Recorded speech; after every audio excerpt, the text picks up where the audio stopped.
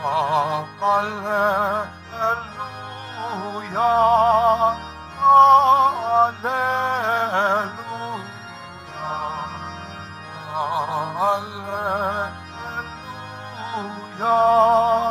hallelujah.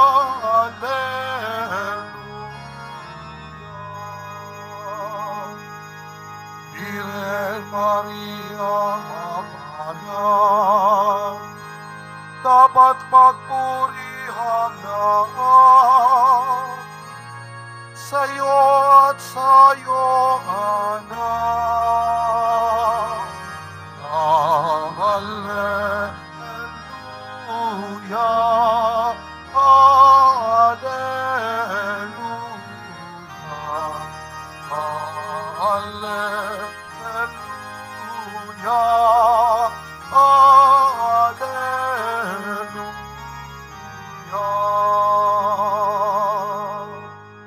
Sumainyo ang Panginoon. At sumaiyo rin. Ang mabuting balita ng Panginoon ayon kay San Juan. Papuri sa iyo, Panginoon. Noong panahong yun, sinabi ng mga alagad kay Jesus, ngayon po'y tuwiran na ang inyong pangungusap sa amin at hindi na patalinghaga. Alam na naming batid ninyo lahat ng bagay at hindi na kailangang tanungin ni numan. Dahil dito, naniniwala kaming kayo'y mula sa Diyos. Sumagot si Jesus, naniniwala na ba kayo ngayon? Darating ang oras at ngayon na nga, ang magkawata-kwata kayo, magkakanya-kanyang lakad kayo, at iiwan inyo ako. Gayunman hindi ako nag-iisa, sapagkat kasama ko ang Ama. Sinasabi ko ito sa inyo, upang kayo magkaroon ng kapayapaan sa pakikipag-isa sa akin. Meron kayong kapighatian dito sa sanlibutan, ngunit laksan ninyo ang inyong loob, na pagtagampayan ko na ang sanlibutan. Ang mabuting balita ng Panginoon. Pinupuri ka namin, Panginoong Heso Kristo. Magsiupo mo na ang lahat. Lantaran ang pananalita at pangungusap ng ating Panginoong Jesucristo, ibig sabihin buong katotohanan ang ipinapahayag niya sa sangkatauhan. Alam ng Panginoon ang ating pagkatao. Naintindihan niya ito. Marami sa atin, bagamat may mga kahinaan, dumudulog tayo sa Panginoon, hindi dahil tayo nangangailangan, pero dahil tayo ay may pagmamahal sa Kanya. Pero ang pagmamahal na ito ay minsan hindi natin maisasagawa ng lubusan, ng buong buo dahil sa ating pagkatao. Tandaan natin mga kapatid, bilang ating buhay, ang ating pagkatao, tayo po ay nagkakamali. Bawat isa sa atin ay merong pinagdaanan.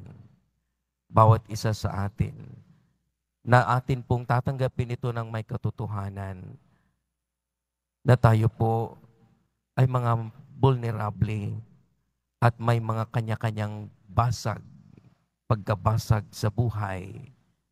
Kung kaya ang iba ay nahihirapan i-repair, ang iba naman ay napakadali, depende sa iyong pananampalataya at lakas ng loob ng pag-alay mo ng buhay sa Diyos.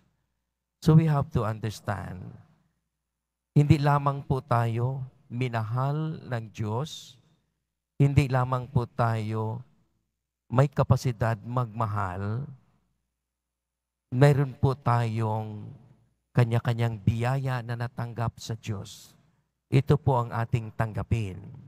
Otherwise, hindi po tayo makakagalaw ng ayon sa ating kagustuhan kung hindi po ito pinagkaloob sa Diyos sa atin.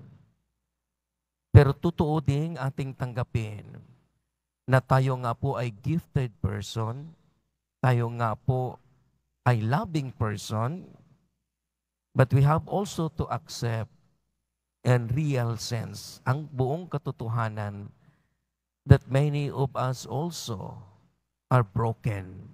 Marami kasi sa atin mapagkunwari. Ibig sabihin, ito siya punong-puno ng lakas, pero sa kailaliman ng buhay, merong kahinaan, malalim. And he cannot or she cannot accept his or her own vulnerability or brokenness.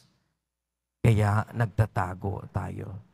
So ito po ang hindi makatotohanan ng ating pagtingin sa buhay ng ating pagkatao. We are all gifted, loved person, but at the same time, we are also broken. Kung klaro sa akin yan, klaro sa atin yan, ganon din ang karanasan ng iba. Alam po ito ng Panginoon. Kung kaya't ibinigay niya mismo ang kanyang buhay, ang sarili bilang isang halimbawa. Na ibig sabihin, kung tayo po ay merong Diyos sa ating buhay, ang pag-asa ay mananatili. Ang paghingi ng tulong sa Diyos ay nandoon palagi. Na ibig sabihin, lahat pong ito ay alam ng takbo ng ating pagkatao. Kung kaya't iniwan niya sa atin ang kapayapaan. At ang kapayapaan na ito ay magdudugtong sa atin ng ating buhay sa ating may likha. Dahil siya'y naglikha, kilala niya tayo. Bagamat sa ating kahinaan tayo nagkakamali, meron ding Panginoong Kristong na tumubos at laging napapaanyaya na manumbalik sa ating lakas.